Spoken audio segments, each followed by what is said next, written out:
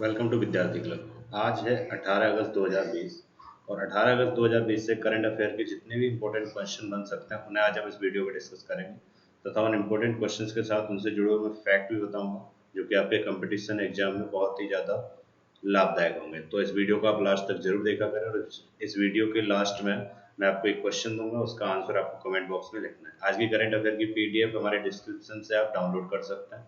तो चलिए स्टार्ट करते हैं। पहला क्वेश्चन है हमारा, यूपी सरकार में किस कैबिनेट मंत्री एवं पूर्व क्रिकेटर का कोरोना के कारण निधन हुआ है? तो ये जो निधन हुआ है वो हुआ है चेतन चौहान का, यानी कि ऑप्शन नंबर बी आंसर सही। तो चेतन चौहान का, जो कि पूर्व क्रिकेटर भी थे और प्रेजेंट टाइम पे कैबिनेट मंत्री भी थे यूपी सरकार के, उनका निधन हो गया किसके कारण? कोरोना के कारण। नेक्स्ट क्वेश्चन हमारा, सेबी ने 3 वित्तीय संस्थान एसबीआई, एलआईसी एवं बैंक ऑफ बड़ौदा पर कितने लाख यानी कि कितने कितने लाख का जुर्माना लगाया है? तो ये जो जुर्माना लगाया गया है वो लगाया गया है 10-10 लाख रुपए का। तो ऑप्शन नंबर हमारा ए आंसर सही है। तो 3 बैंकों पर 10-10 लाख का जुर्माना सेबी के द्वारा लगाया गया है। एसबीआई यानी कि state bank of India, LIC life insurance और उसके बाद बैंक ऑफ बड़ौदा, इन पर 10-10 लाख रुपए का क्या लगा है? जुर्माना लगा है। किसने लगाया? सेबी। अब सेबी की फुल फॉर्म क्या, देखिए मैं कई बार आपको बता चुका हूँ। सेबी जो आप इस तरीके से लिखते हैं, सेबी की फुल फॉर्म होती है, लिख लीजिएगा, securities and exchange board of India. Securities and exchange board of India, जिसका गठन भारत में हुआ था 12 अप्रैल 1988 को। प्रेजेंट टाइम पे जो इसके एजेंसी एग्जीक्यूटिव या चेयरमैन है वो कौन है? अजय त्यागी। और इसका जो हेडक्वार्टर है वो कहाँ पर है? मुंबई महाराष्ट्र में। तो इतना आपको सेबी के बारे में पता होना चाहिए और किन किन बैंकों पर उसने जुर्माना लगाया है ये भी आपको पता होना चाहिए। नेक्स्ट क्वेश्चन हमारा, केंद्रीय मंत्री स्मृति ईरानी ने आंगनबाड़ी के लिए किस नए ऐप को जारी किया है? तो ये जो नया ऐप जारी किया गया है ये किया गया है कौन सा? सखी। ऑप्शन नंबर हमारा ए आंसर, वो सी आंसर सही है। तो सखी ऐप को हाल ही में आंगनबाड़ी की जो कार्यकर्ता महिलाएं रहती हैं उनके लिए इस ऐप को क्या किया गया? जारी किया गया। किसके द्वारा? केंद्रीय मंत्री स्मृति ईरानी। अब स्मृति ईरानी केंद्रीय मंत्री हैं। देखिए जब भी किसी मंत्री की बात आती है तो मैं आपको मंत्रियों को एक बार रिवाइज करवा देता हूँ, फिर आप 5 मंत्री रिवाइज कर लीजिए। अब जब हम स्मृति ईरानी की बात करें तो ये कौन सी मंत्री हैं आखिर? तो ये महिला एवं बाल विकास और वस्त्र मंत्री हैं प्रेजेंट टाइम की। अगले 5 की अगर हम चर्चा करें तो संसदीय कार्य एवं कोयला और खान मंत्री कौन है? श्री प्रहलाद जोशी। कौशल विकास और उद्यमिता मंत्री कौन है? डॉक्टर महेंद्र नाथ पांडे। भारी उद्योग एवं सार्वजनिक उद्योग उद्यम मंत्री श्री अरविंद गुणपत सावंत। दुग्ध उत्पादन एवं मत्स्य पालन मंत्री श्री गिरिराज सिंह। और जल शक्ति मंत्री कौन है? श्री गजेंद्र सिंह शेखावत। तो इनके बारे में आपको पता होना चाहिए। तो ये सखी ऐप जो लॉन्च किया गया है ये किया गया स्मृति ईरानी के द्वारा। किन के लिए? आंगनबाड़ी की जो महिला कार्यकर्ता होती हैं उनके लिए, जिनसे उनकी देखरेख हो सके प्लस उनके बारे में समय पर जानकारी प्राप्त हो सके। नेक्स्ट क्वेश्चन हमारा, जम्मू कश्मीर के किन 2 शहरों में तत्काल प्रभाव से परीक्षण के आधार पर 4G सेवा बहाल कर दी गई है? तो 4G सेवा बहाल हुई है गांधीरबल और उधमपुर में, यानी कि ऑप्शन नंबर ए आंसर आपका सही। तो गांधीरबल और उधमपुर में 4G सेवा बहाल कर दी गई है। आपको याद होगा जम्मू कश्मीर को एक राज्य से हटा के क्या बना दिया गया था? केंद्र शासित प्रदेश। और वहां से आर्टिकल 370 को क्या कर दिया गया था? खत्म। कब? 5 अगस्त 2019 को, जबकि 31 अक्टूबर 2019 से केंद्र शासित प्रदेश बना था। तब से लेके अब तक वहां पर 4G सेवा बहाल नहीं थी। तो अभी 2 शहरों में केवल 4G सेवा बहाल की गई है। कौन कौन से? गांधीरबल और उधमपुर। अब देखिए जम्मू कश्मीर की बात आई है तो जम्मू कश्मीर के बारे में आपको बता देता हूँ। ये जो आप राज्य देख रहे हैं जम्मू कश्मीर, किन किन राज्यों से अपनी सीमा साझा करता है? तो ये लद्दाख है, ये आपका कौन सा है? हिमाचल प्रदेश है, और ये आपका कौन सा है? पंजाब। इन राज्यों से अपनी सीमा साझा करता है। ये पहले एक राज्य था लेकिन अब इसे क्या बना दिया गया? केंद्र शासित प्रदेश। कब बना था? तो ये बना था 31 अक्टूबर 2019 से, जबकि इसे फाइनल तौर पर यूनियन टेरिटरी यानी केंद्र शासित प्रदेश घोषित कब किया गया था? तो वो किया गया था 5 अगस्त 2019 को। अभी हाल ही में इसकी पहली वर्षगांठ भी मनाई गई थी। इसमें जो लोकसभा सीटें 5 है, राज्यसभा सीटें कितनी? 4। प्रेजेंट टाइम पे जो इसके लेफ्टिनेंट गवर्नर है वो चेंज हो गए थे। अब गिरीश चंद्र मुर्मू क्या बन गए? कैग बन गए। इनकी जगह कौन आ गए? मनोज सिन्हा। इसकी 2 कैपिटल होती हैं, श्रीनगर और जम्मू। जम्मू जो रहती है वो नवंबर से अप्रैल यानी कि शीतकालीन राजधानी, और मई से अक्टूबर श्रीनगर यानी कि ग्रीष्मकालीन राजधानी। इसकी जो लैंग्वेज है वो आपको बहुत जरूरी है, पता होनी चाहिए। कश्मीरी, डोगरी, पहरी, गोजरी, दादरी, भदरवही, बतेरी, सीना, बोरू, सास्की और खोवा इसकी क्या है लैंग्वेजेस हैं जो कि आपको याद होनी चाहिए। नेक्स्ट क्वेश्चन है हमारा, रक्षा मंत्री राजनाथ सिंह ने किसको 133 सीमावर्ती एवं तटीय जिलों तक विस्तार को मंजूरी दे दी है? तो ये जो मंजूरी दी गई है वो दी गई है राष्ट्रीय कैडेट कोर यानी कि नेशनल कैडेट कोर यानी कि ऑप्शन नंबर हमारा सी आंसर सही है। तो राष्ट्रीय कैडेट कोर का मतलब होता है एनसीसी। तो एनसीसी के को 173 सीमावर्ती और तटीय जिलों तक विस्तार को लिए क्या दे दी गई मंजूरी, किसके द्वारा?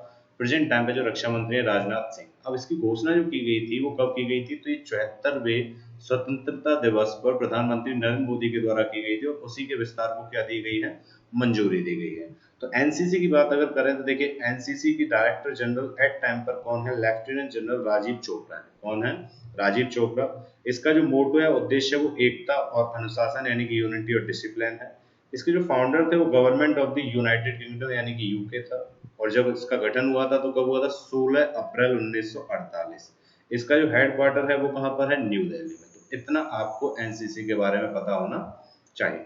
नेक्स्ट क्वेश्चन हमारा, देश के 74वें स्वतंत्रता दिवस का जश्न मनाने के लिए अमेरिका के किस शहर में स्थित टाइम्स स्क्वायर पर पहली बार तिरंगा फहराया गया है? तो ये जो पहली बार तिरंगा फहरा है वो कहाँ पर फहरा है? न्यूयॉर्क में स्थित टाइम्स स्क्वायर यानी कि ऑप्शन नंबर हमारा ए आंसर सही है।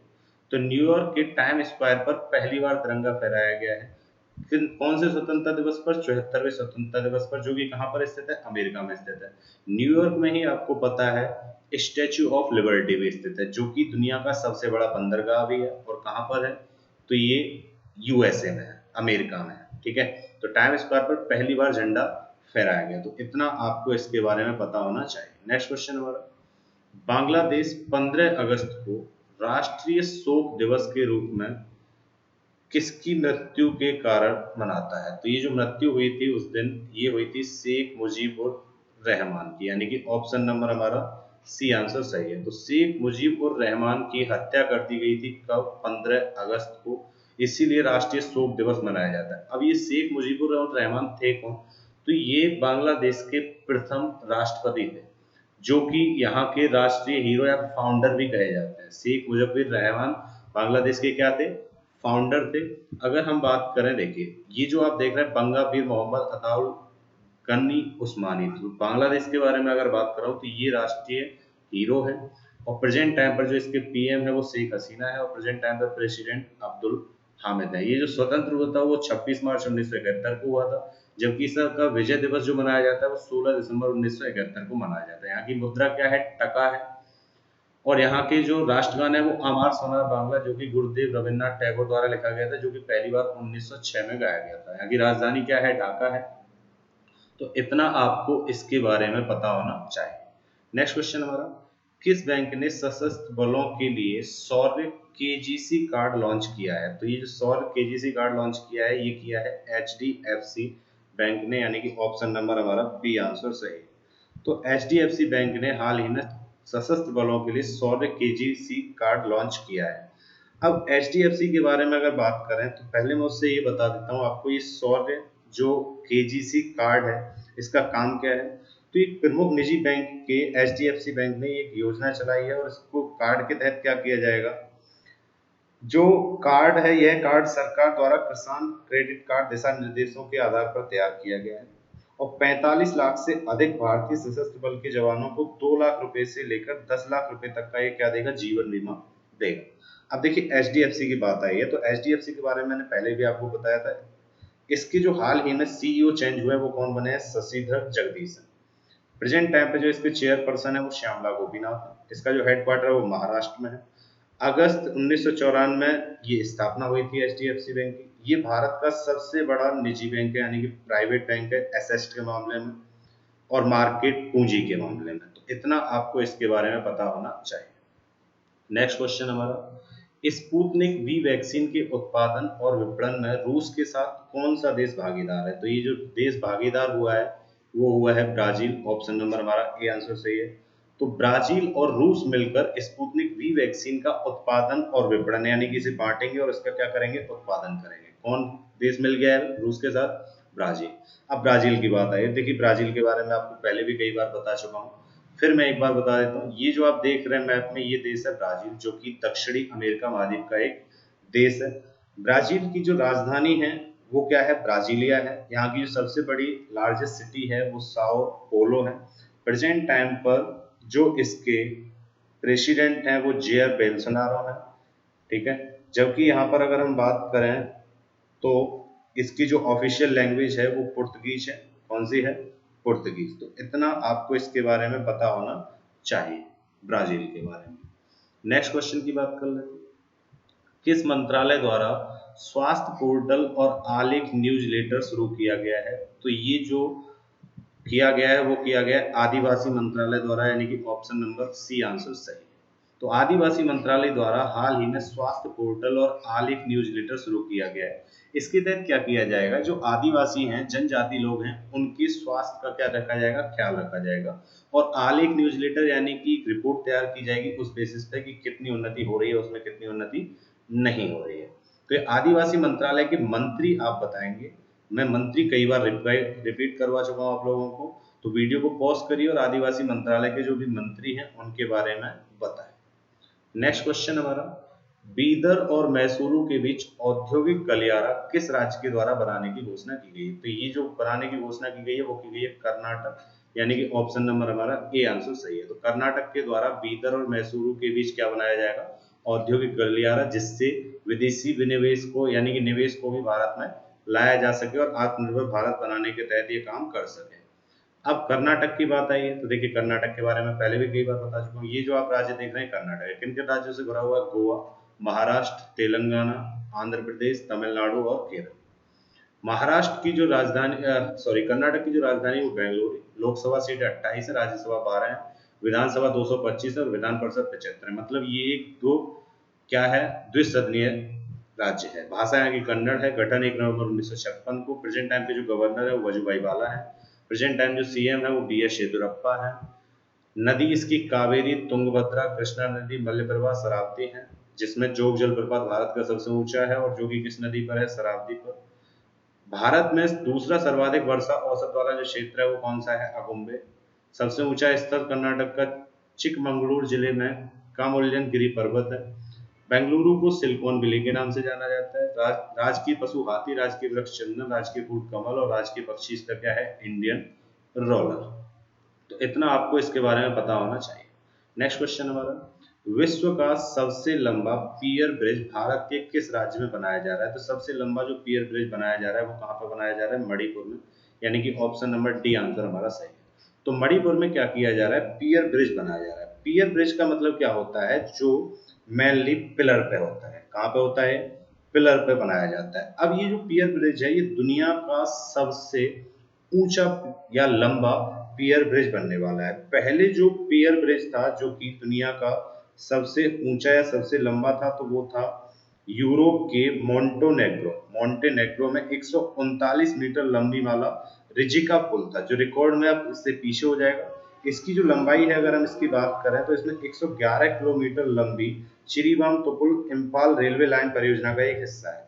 इसमें टोटल इसकी ऊंचाई की बात करें तो इसकी टोटल ऊंचाई रहने वाली है 141 मीटर और इसकी जो लंबाई रहने वाली है वो रहने वाली है 703 मीटर। अब ये बनाया कहाँ जा रहा है, तो ये बनाया जा रहा है मणिपुर में, और मणिपुर में इस निर्माण के लिए स्लिप फॉर्म तकनीक का इसका प्रयोग किया जा रहा है। अब ये किया क्यों जा रहा है, तो जो पूर्वी राज्य हैं भारत के, उनमें भारत सरकार के द्वारा हर संभव तरीके से विकसित करने की एक राह चलाई जा रही है और व्यापार और कनेक्टिविटी को बढ़ावा देने के लिए सड़क और रेलवे लाइन परियोजना वहां पर चलाई जा रही है लगातार। अब मणिपुर के बारे में मैं आपको कई बार बता चुका हूँ, तो आप वीडियो को पॉज करिए और मणिपुर के बारे में जितना भी डिटेल में मैंने हर बार बताया वो मणिपुर के बारे में लिखिए। लिखने की प्रैक्टिस बनाओगे हमेशा के लिए आपको ये चीजें याद हो जाएंगी। नेक्स्ट क्वेश्चन हमारा, किस देश ने भारत में 3 मिलियन पाउंड का इनोवेशन चैलेंज फंड लॉन्च किया है? तो ये जो लॉन्च किया गया है वो किया गया ब्रिटेन के द्वारा, यानी कि ऑप्शन नंबर हमारा सी आंसर सही है। तो ब्रिटेन के द्वारा भारत देश में हाल ही में 3 मिलियन पाउंड का इनोवेशन चैलेंज फंड लॉन्च किया गया है। इस फंड के तहत आत्मनिर्भर भारत बनाने के लिए मदद मिलेगी भारत सरकार द्वारा ये कोशिश की जा रही है कि ज़्यादा से ज़्यादा विदेशी निवेश को भारत में लाया जाए और उसी के तहत ये काम किया गया है। अब देखिए बात अगर ब्रिटेन की आई तो ब्रिटेन के बारे में आपको पहले भी कई बार बता चुका हूँ, एक बार मैं फिर ब्रिटेन के बारे में आपको बता देता हूँ। ब्रिटेन ब्रिटेन जो है 4 राज्यों का एक क्या है संघ। कौन कौन से राज्यों का या कौन कौन से राष्ट्रों का, तो वो कौन कौन से हैं तो मैं आपको बता देता हूँ। आयरलैंड, जिसे उत्तरी आयरलैंड के नाम से भी जाना जाता है, और आपका कौन सा है, इंग्लैंड है, और आपका कौन सा है, वेल्स है। ठीक है, तो ये 4 पार्ट इसमें मौजूद है। मैंने आपको बताया कौन कौन से पार्ट, मैं पहले भी कई बार बता चुका हूँ। ठीक है, इसकी जो राजधानी है वो क्या है, लंदन है। ऑफिशियल लैंग्वेज इसकी क्या है, इंग्लिश है। और प्रेजेंट टाइम पर जो इसके प्राइम मिनिस्टर है वो बोरिस जॉनसन है। और मोनार्च यानी कि इसकी जो सम्राट है महारानी वो एलिजाबेथ द्वितीय है। तो इतना आपको ब्रिटेन के बारे में पता होना चाहिए। तो मैंने शायद 4 की जगह 3 बोल दिए हैं, तो 4 में बता देता हूँ फिर से। उत्तरी आयरलैंड, स्कॉटलैंड, इंग्लैंड और वेल्स। नेक्स्ट क्वेश्चन हमारा, किस देश ने अमेरिका से F-16 जेट खरीदने का निर्णय लिया है। तो ये जो F-16 जेट खरीदने का निर्णय लिया है ये लिया है ताइवान ने, यानी कि ऑप्शन नंबर हमारा ए आंसर सही है। तो ताइवान के द्वारा खरीदे जाएंगे अमेरिका से कौन से जेट, F-16 जेट। इससे क्या होगा, देखिए अमेरिका और चीन के बीच में वैसे ही बहुत ज्यादा तनाव हो रहा है, और ताइवान जो है वैसे तो एक स्वतंत्र देश है, लेकिन इस पर अधिकार जो है वो किसका है, चाइना का। और चाइना और अमेरिका में बहुत ज्यादा तनाव चल रहा है, और इस रिश्ते से और ज्यादा तनाव होने की संभावना है। ताइवान की अगर बात करें तो ये रिपब्लिक ऑफ चाइना है, और इसकी अगर हम बात करें, इसकी जो राजधानी है वो क्या है, ताइपेई है।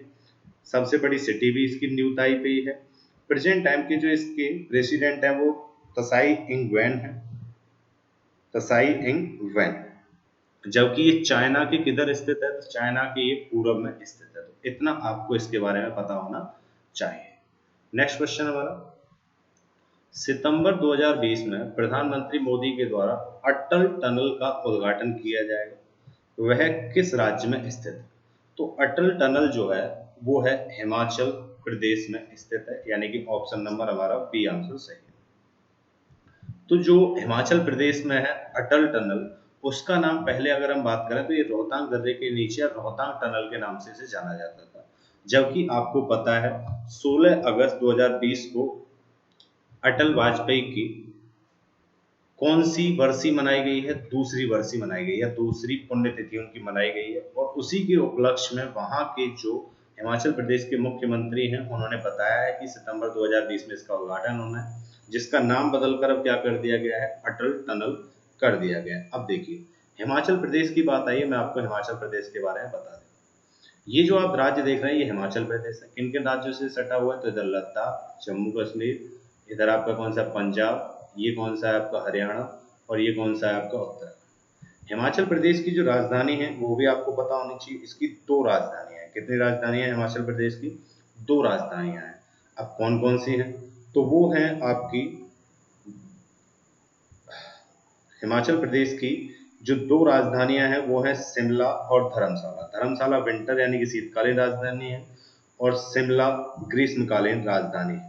और हिमाचल प्रदेश की अगर हम बात करें तो प्रेजेंट टाइम पर हिमाचल प्रदेश के जो चीफ मिनिस्टर हैं वो कौन है, वो आपको बहुत ज्यादा इंपॉर्टेंट है, वो पता होना चाहिए। तो वो जयराम ठाकुर है। और प्रेजेंट टाइम पर जो राज्यपाल हैं यहाँ के वो बंडारू दत्तात्रेय।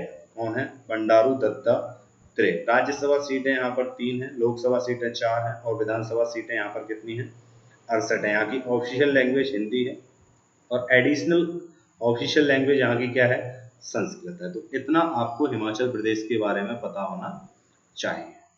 कल मैंने आपको एक क्वेश्चन दिया था, किस भारतीय राज्य में 13 अगस्त को देशभक्तों का दिवस मनाया जाता है, तो वो मनाया जाता है कहाँ पर, मणिपुर में। ऑप्शन नंबर ए आंसर सही था।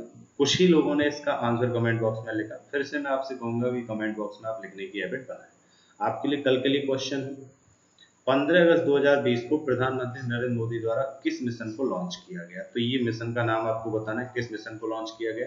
और आप ये भी बताइएगा कि और क्या क्या 15 अगस्त 2020 को 74वें स्वतंत्रता दिवस पर किया गया है। जैसे कौन सा प्रोजेक्ट चलाया गया है, कौन कौन से प्रोजेक्ट चलाए गए हैं, और क्या क्या घोषणा की गई है, एनसीसी में क्या किया गया, सारी चीजें आपको बतानी है। अगर ये वीडियो आपको पसंद आया हो तो वीडियो को आप लाइक कर दें, ज़्यादा से ज़्यादा शेयर करें अपने जितने भी स्टडी ग्रुप व्हाट्सएप या फेसबुक है। चैनल को अभी तक सब्सक्राइब नहीं किया तो चैनल को सब्सक्राइब कर लें, बेल आइकन को भी प्रेस कर लें। बाकी आप कोई भी सुझाव देना चाहते हैं तो वो कमेंट बॉक्स में लिख सकते हैं, निश्चित ही आपके सुझाव पर काम किया जाए। Thank you.